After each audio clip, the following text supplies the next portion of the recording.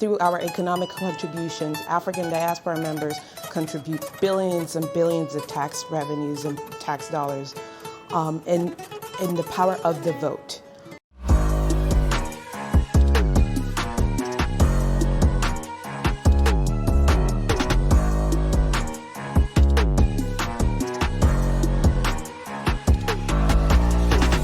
It is estimated that there are over 2.5 million foreign-born Africans in America, with the majority of them being naturalized citizens who are eligible to vote. This represents a significant and potentially influential voting bloc, especially in key urban centers like Houston and New York City, where African populations are more concentrated. My next guest, Nneka Achapu, is the founder of the organization African Public Affairs Committee. She highlights for us the potential power of the African diaspora in shaping policy while advocating for issues such as immigration reform, healthcare access, and economic opportunities. Nneka, thank you so much for joining us today here at the Voice of America.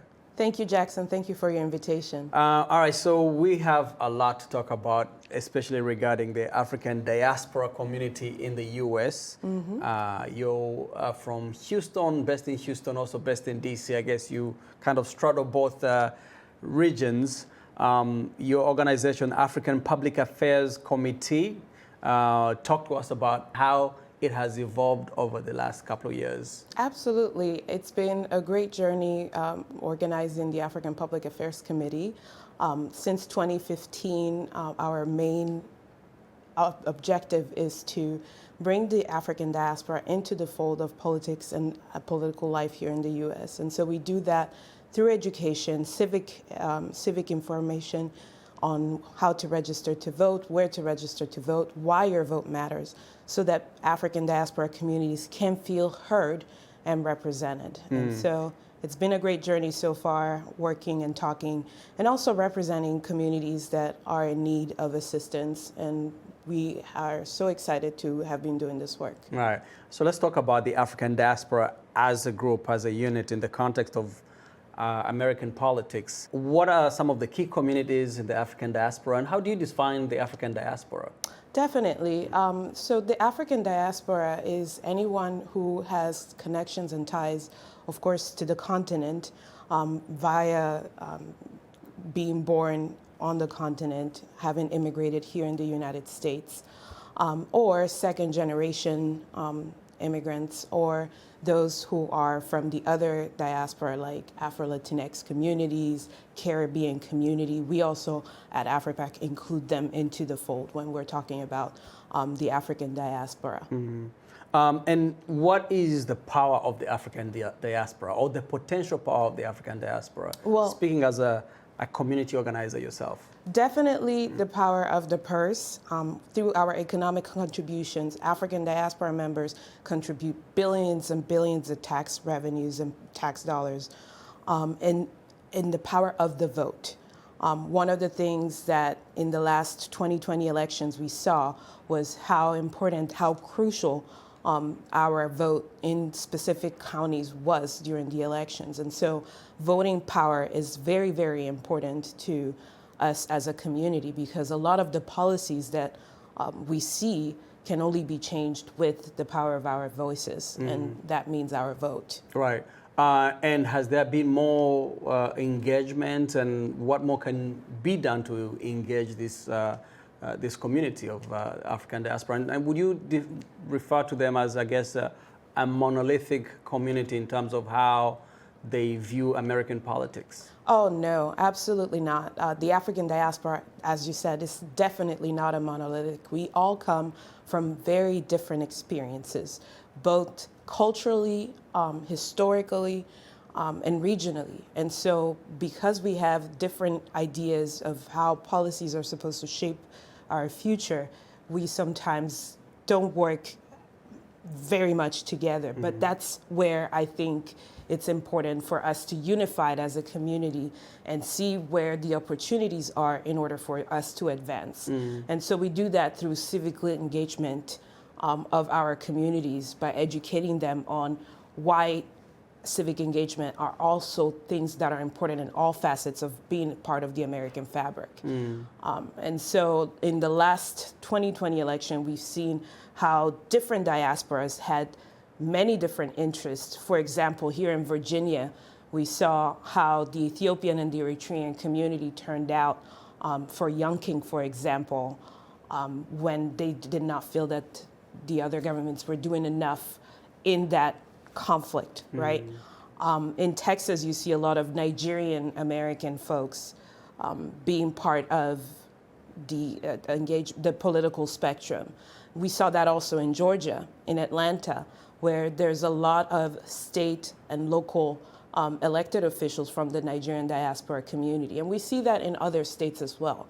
So there's many facets of our culture that kind of invites us to make sure that, hey, you are part of this country, and at this point, you really need to be part of it by being politically active. And be so invested in it. being invested in all of the things in the processes, yeah. Absolutely. And so I've been incredibly blessed and honored to be on this journey, helping folks realize that this is a power that they have and they must exercise, because all of the policies that the U.S. makes has to be informed by us, especially when it comes to dealing with things back home. Absolutely. And we'll talk a little bit about the power of the African diaspora to kind of define U.S. foreign policy in regards to Africa. But let's talk a little bit about your core community, which is the Nigerian community.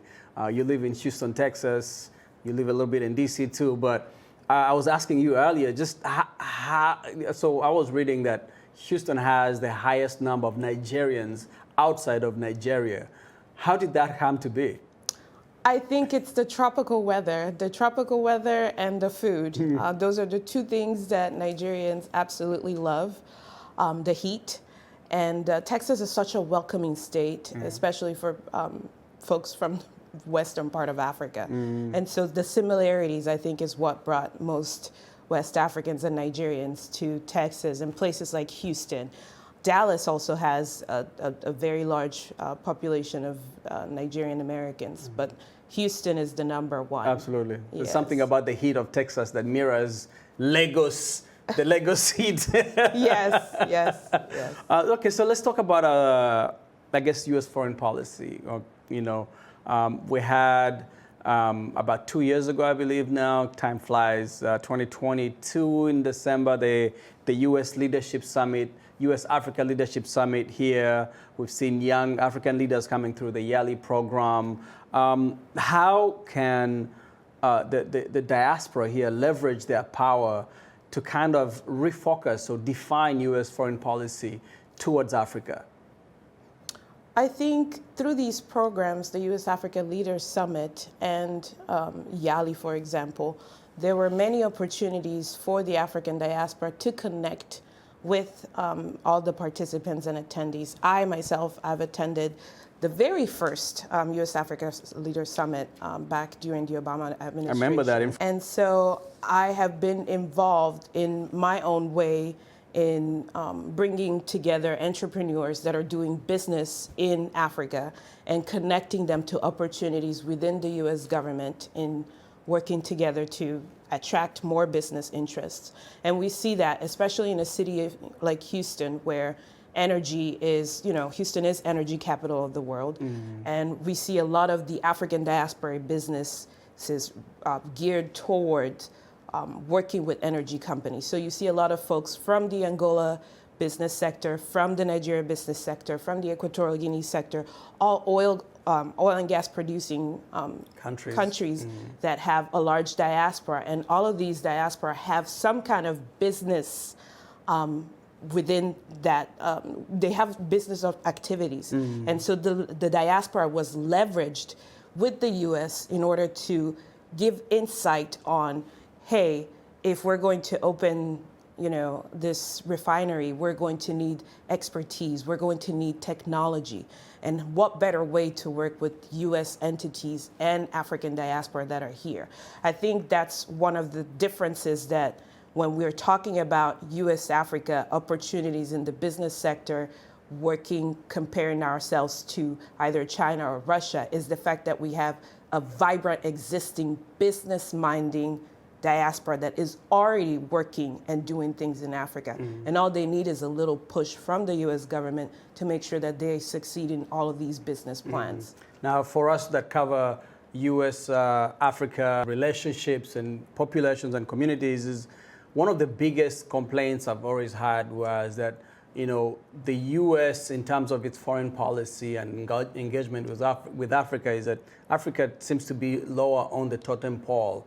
How can we raise or elevate Africa to be on top or higher on the totem pole of U.S. foreign policy? And how can the African diaspora community contribute to this effort? I think that the United States is realizing the importance of Africa and its future, given the fact that there is an interest in continuing to reach out to the African diaspora itself.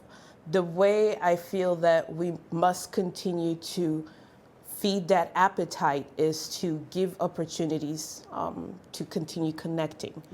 And so, like we had the U.S. Africa Leaders Summit, continuing that conversation, continuing the business conduit, giving a chance for African diaspora members to actually say, hey, we are here, we have these business opportunities, and this is what we need in order to make this a reality. We know that Africa is the future, and all we need is just for us to have an understanding on how to actually make it together so that these investments, not only as a community, but as a people, will start reflecting the continent. And so in order for all of that to happen, we have to have a strong voice. We have to have a strong sense of we are here, we are part of this fabric, and you have to rely on us in order to make things better. Acknowledge our existence, Exactly, I guess. exactly. And if you're not seeing it through the power of our vote, at least see it through our taxing and economic contribution. Yeah, absolutely, Yes. absolutely. So let's talk about the connection with the continent, the diaspora community's connection with the continent. I know some people come and get lost in this larger community, larger culture, but why is it important that we stay connected to the motherland, as some people, we call it, to the continent? Why is it important that we should stay educated on African issues, on things that are happening on the continent? It's our roots. Our roots are so important, and in order for our culture to continue thriving and surviving, we must be able to speak and celebrate it. Continue to, acknowledge our history and our existence, and just continue exchanging. We are becoming part of the U.S. Black population. We are part of the U.S. Black population, and so we need to have more recognition and collaboration. Absolutely. Before I let you go, I wanted to ask you what are some of the biggest challenges, in terms of getting more Africans engaged in the political processes here in the U.S.? I think people have an apathy toward politics because they do not understand or realize that they really affect them. I personally came a long way in understanding how immigration policy affected me directly or affected my family. Once I understood what was at stake, I realized that I needed to be politically active, politically engaged, and know exactly what is going on. We saw that during the previous administration where families were attacked, families were separated. Immigration is one of the biggest issues that faces Black families. Although it's rarely exposed as a Black issue, immigration is a Black issue. Right. Because when you talk about immigration in the U.S., it's usually people coming from the southern border, Spanish speaking and Latin American communities. But we do have a lot of Africans that are coming and that are through the border too, especially in Texas, in the border in California and San Diego. There are a lot of things that are happening. And if we're not in tune with what's going on, we will never be able to advocate. We are now able, with different organizations, to advocate for temporary protective status, for asylum for specific people that are leaving or fleeing persecution. There's more that could be done, but if we're not letting our voices to be heard, nobody's going to consider us. Like I used to like to tell everybody, if you are not on the table, then you're definitely on the menu. Right. And so it's important for us to be visible. It's important for us to be part of the American fabric of life, not just by working every day present, and just being in existence, present, yeah. but actually having a voice and speaking. Volunteering on board, on education boards, voting, canvassing. Yes, Yeah. absolutely. Those are all aspects of civic engagement and civic life that we must take part of. Yeah, So absolutely. I'm glad to be able to speak about this. Thank you so much. We appreciate you coming through Thank you today. so much. Yeah.